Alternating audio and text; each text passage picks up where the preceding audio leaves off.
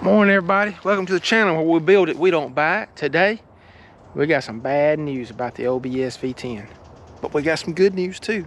Y'all stay tuned.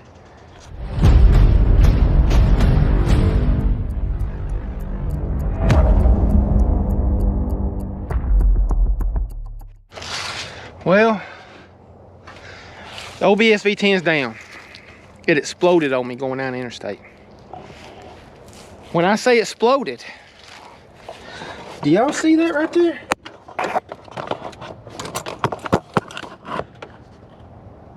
That's a piece of metal. Let me see if I can get up here. I'm sorry, not metal, but aluminum. See that right there? I just opened the hood. First time I've opened the hood since I got it home. There's more back there. And if you really look, you know, everybody knows their truck.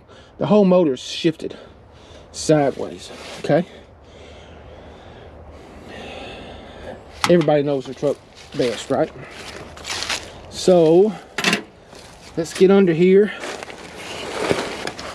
where you can see more damage.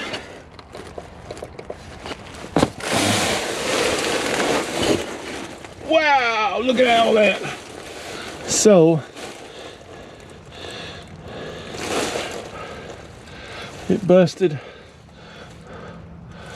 everything under here. You can see the whole back of the block up there. It's hard to see it from here, but the whole back of the block's busted. And it got one of the cylinder heads, if I remember right. It's been a few days, been a couple of weeks since I looked at it. But I lost all my transmission fluid, I lost oil, and I lost, there it is. You can see where the blocks are cracked right there. You can see, let's see, there it is. Let's see if I can get my hand in here. You can see right there where the oil come out. The whole back of the block's broke. This is broke off. You can see it right here. Okay. You can see the whole front pump is shattered. All right, let's see if we can get over here on this other side.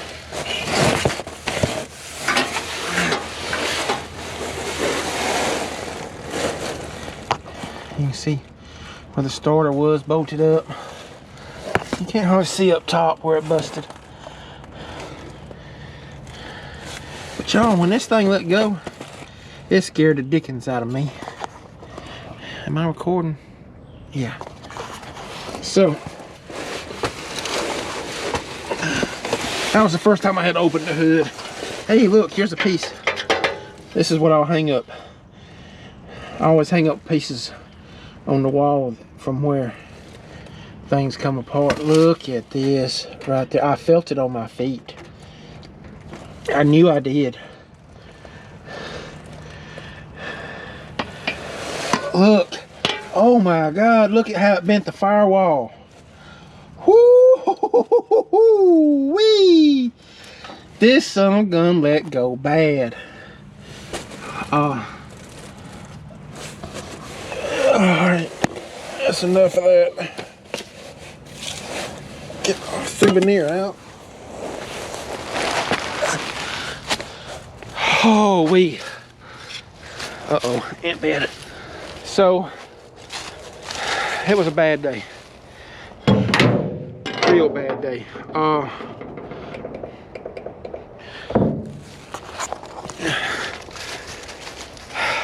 I don't know what happened. Some people have said torque converter failure. Some people have said the torque converter nuts were loose. I never took the transmission off the motor when I pulled it out of a 22,000 mile E450. I'm not going to argue that because I bought it used, of course, you know, and they had already pulled the radiator out and the drive shaft and the catalytic converter. So those, and the mass air sensor, those four things were missing. That was all that was missing. Nothing else looked like it had been touched. So I never checked them. Should I have? Probably so. But who would have loosened the torque converter nut but not loosened motor from the transmission from the motor. I don't know. Regardless of the fact, damage is done. That's a 31,000 mile motor, and the block's ruined. So, and I think, best I remember, it got the head on the passenger side, on the driver's side up there, because I lost all my coolant right there too. It was stuff coming out everywhere up there. So I had a 5-speed transmission down here to go in it. I was going to do this winter, but I'm not going to be able to do that now. So what do? All right. I wanted to put a Cummins in here originally, but I didn't have the money. I couldn't find nothing worth buying at the time. Well, now, since I've sold my house, I'm at a point where I needed a enclosed trailer. Really needed one right now. Because the U-Haul was going to just start costing me too much money to bring it. For what, at the stage I'm at right now. All right, so I need a donor motor and transmission. I'm going to use, we'll get to that in a second. And I need an enclosed trailer. All right, so enclosed trailers are sky high. New ones, I could buy a new one cheaper than I can buy a used one, a 10-year-old used one. But the manufacturer said they're 3 to 9 months out on getting me one. So what do? I go pay $6,000, $6,500 for a used 7x16 enclosed trailer? That's not me. All right, I would build one first. Well, need a motor, need storage, and need a way to haul stuff. All right, what do? I found a school bus, a 1996 Ford school bus, 5.9 Cummins. Unfortunately, I think it's the Allison 545, but it'll work for a while until I find a 643 or even better, a 3060. Get that 6-speed. So obsV10 is down right now. It'll be back going before long. Better than ever. And that's where we're at. So let's go get this, let's head on out. Let's go get this bus, and we'll get back with y'all here shortly. Well, here it is. It's doing good on the way in. This old Ford 6-liter diesel, 5.9, you know. Some people call them Cummins. It's got Ford on the valve cover though. I'll show a picture right here. It's doing good. Doing real good. I'm in Birmingham. I've done drove all the way through Birmingham. Because like I say, I went to the north side of Birmingham to get this thing. Cranks right up. So it was on 1/4 of a tank. I put $100 in, and now it's above 3/4. Which $100 was only 29.4 gallons. So it's not like it was a whole bunch of fuel. But it's fuel. So let's get this party on the road and get on back to the house. We'll catch y'all in a little while. All right. Oh, red light. So we're coming out of Birmingham on 280, headed towards Alexander City, towards Auburn. Big old hill right here. I mean, pretty good little grade.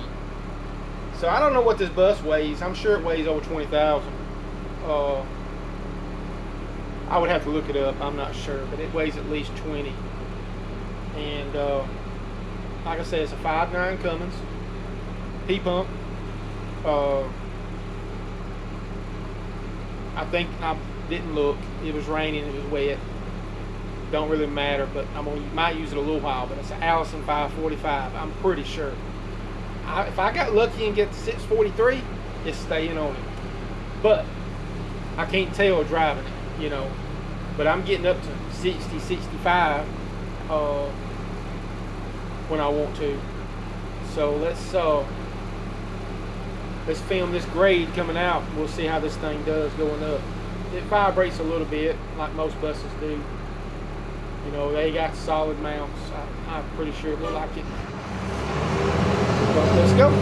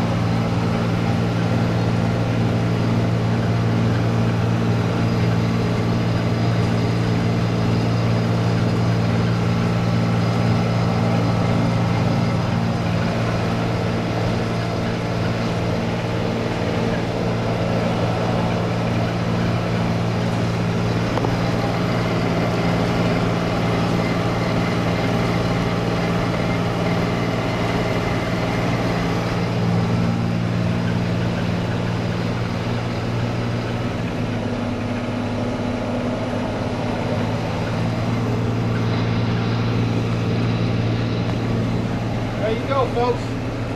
Pulled that hill pretty good. Got up to 45 and held 45 the whole way up. Can't ask for much better from this big vehicle. So we'll cut this camera off, get on to the house. It's starting to get dark, about 4:30, maybe 4:40. Crossing the Tallapoosa River.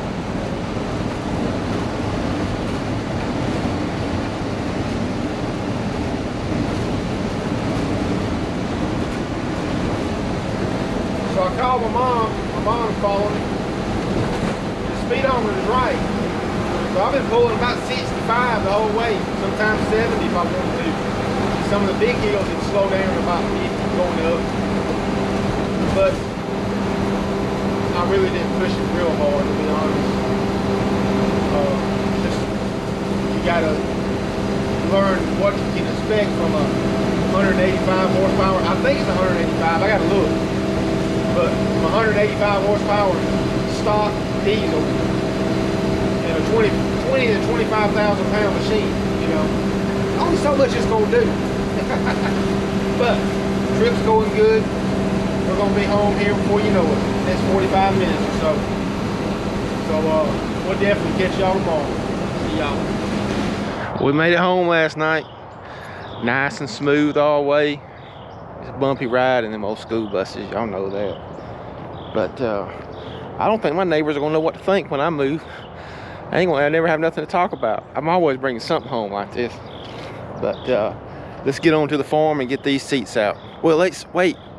About 43 degrees this morning. Let's see if this thing's gonna crank up this morning. Let's make sure I bought me a good one. Because I don't know if these things even have glow plugs in them. Maybe they do. I don't know.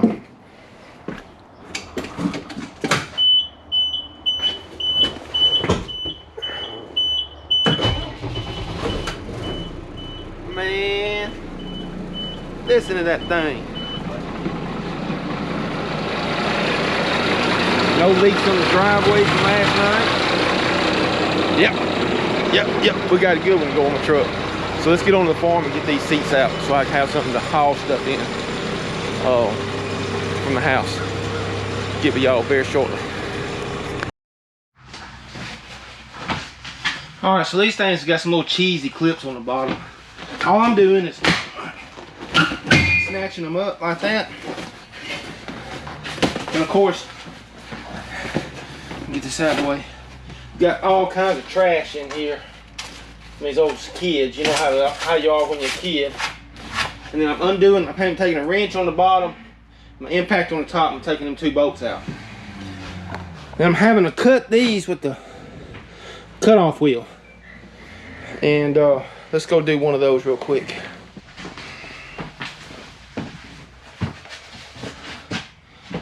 All right. So I just take my wrench and my impact. There ain't no way. There's no way to get in here and show y'all. I don't think.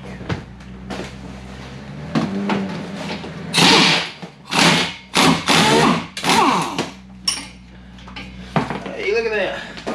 Come off without the wrench.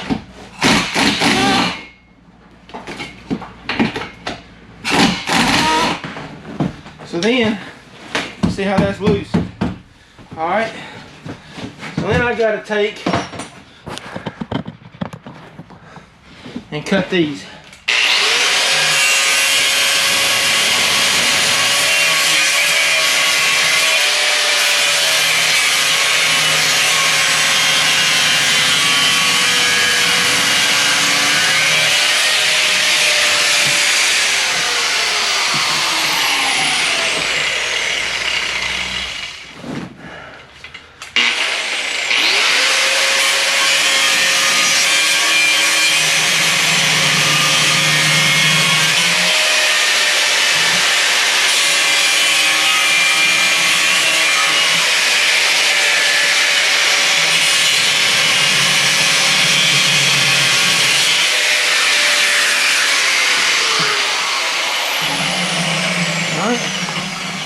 And then once you got that done,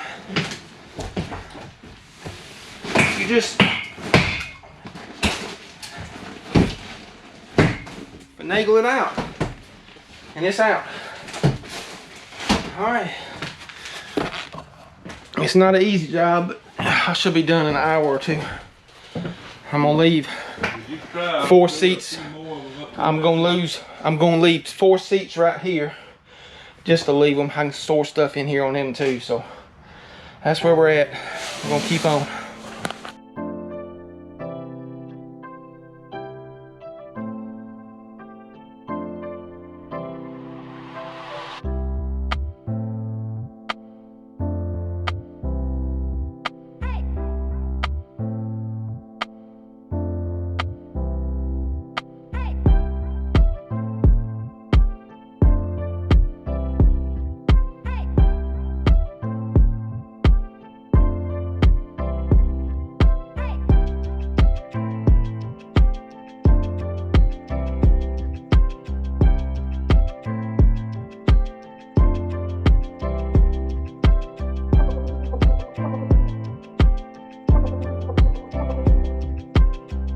There you go, about 2 hours.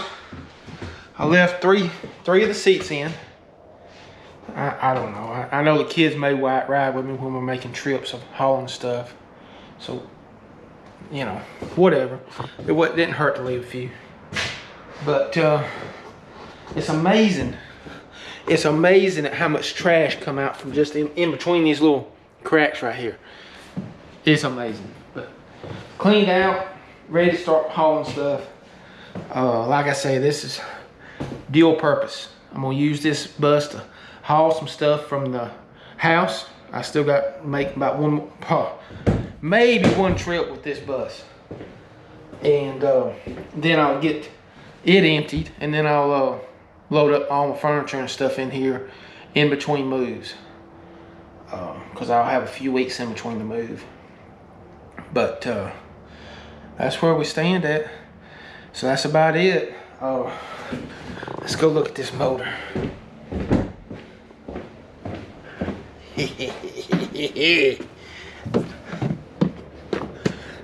But there we are. It's already got the industrial manifold on it, which is what you want for the OBS swap. That air filter's not gonna work, but no big deal. We'll come up with air. I got an air filter in there. I just gotta pipe it down to it.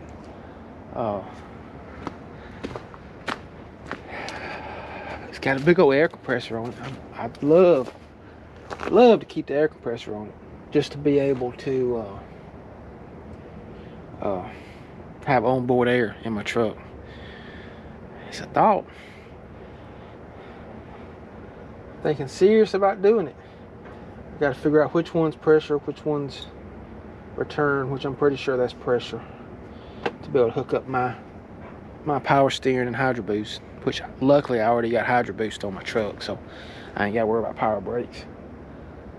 And other than that, that's gonna be a wrap for this episode.